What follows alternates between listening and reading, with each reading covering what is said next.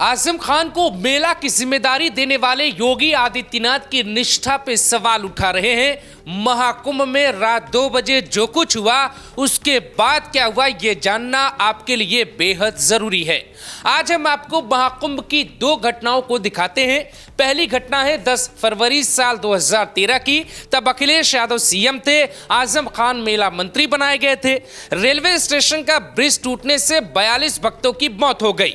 उसके 12 घंटे तक अखिलेश यादव की सरकार उन लोगों के लिए कफन का इंतजाम नहीं करवा पाई थी। मेला मंत्री आजम खान के राज में 1200 रुपए के कफन के पैसे तक उन्हीं परिवारों से लिया गया जिनका कोई अपना मौत का शिकार हो गया था। इधर दूसरी तस्वीर है योगी सरकार की।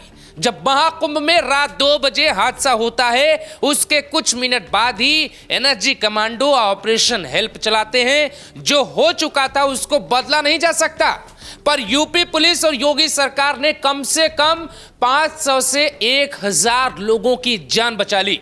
5 मिनट के भीतर ही 70 एम्बुलेंस घटना वाली जगह पहुंच गई। न सिर्फ वहां से अस्पताल पहुंचाया गया बल्कि भगदड़ को रोकने के लिए योगी ने सबसे पहले एनएसजी को उतार दिया। एनएसजी कमांडो की टीम मेला क्षेत्र में ही तैनात थी। कुछ मिनट बाद ही यूपी पुलिस का साथ निभाने के लिए देश की सबसे भरोसेमंद इकाई में से एक एनएसजी की टीम उतरती है। प्रयागराज के स्वरूप रानी अस्पताल में घायलों का इलाज शुरू करवाया जाता है। लखनऊ में योगी रात 2:30 पे अधिकारियों के साथ बैठक शुरू करते हैं।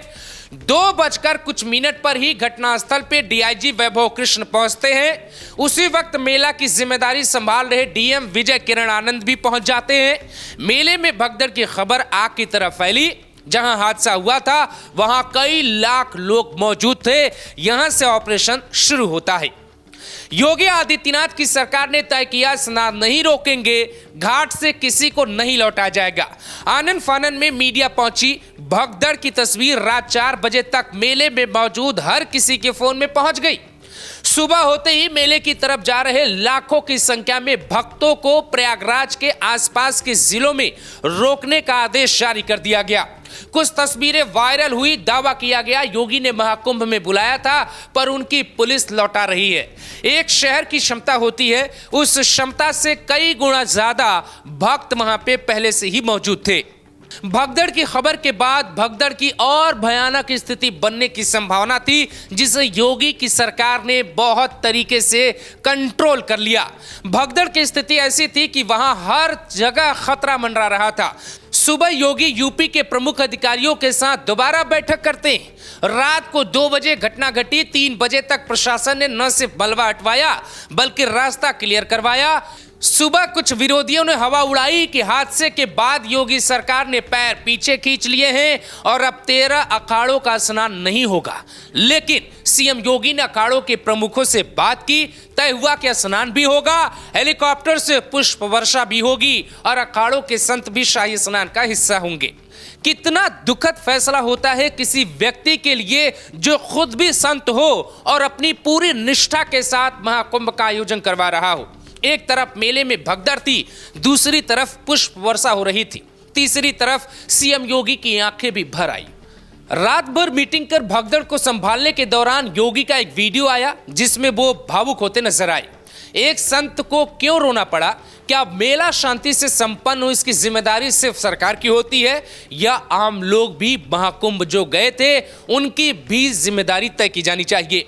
देश को सियासत का घटिया स्तर भी देखना चाहिए। सुबह से ही प्रोपेगेंडा फैलाया गया योगी का इस्तीफा चाहिए। इधर योगी हादसे की खबर से ऐसे टूटे कि मीडिया के कैमरे पर रो पड़े। परिजनों के प्रति हमारी पूरी संवेदना है। हम लोग रात्रि से ही लगातार प्रशासन के संपर्क में हैं। मेला प्राधिकरण, पुलिस प्रशासन, एनडीआरएफ, एसडीआरएफ,